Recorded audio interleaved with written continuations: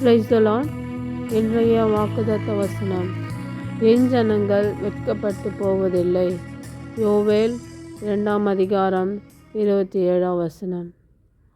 ஆதாம் ஏவாள் கர்த்தருடைய கட்டளை மீறி பாவம் செய்தபோது நிர்வாணிகளாகி வெட்கத்துடன் கர்த்தருடைய சந்நிதிக்கு வராமல் ஒளித்து கொண்டார்கள். இஸ்ரவேல் ஜனங்களும் பாவம் செய்ததினாலே கர்த்தர் அவர்களை சத்துருக்களின் கைக்கு ஒப்பு கொடுத்தார்.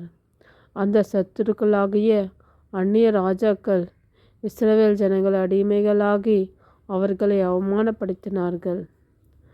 ஆனால் இஸ்ரவேல் ஜனங்கள் மனம் திரும்பி மீண்டும் கர்த்தருக்கு பயந்து பொல்லாத வழிகளை விட்டு கர்த்தரிடத்தில் திரும்பினதால் கர்த்தர் அவர்களை மன்னித்து சேர்த்து கொண்டு, என் ஜனங்கள் இனி வெட்கப்படுவதில்லை என்றார்.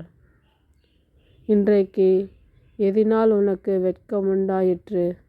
பாவமா, அல்லது தோல்வியா, அல்லது ஏமாற்றமா? எதுவாயிருந்தாலும் கர்த்தரை நோக்கி பார். சங்கீதம் 34:6 வாசிக்கிறோம், அவர்கள் அவரை நோக்கி பார்த்து பிரகாசம் அடைந்தார்கள், அவர்களுடைய முகங்கள்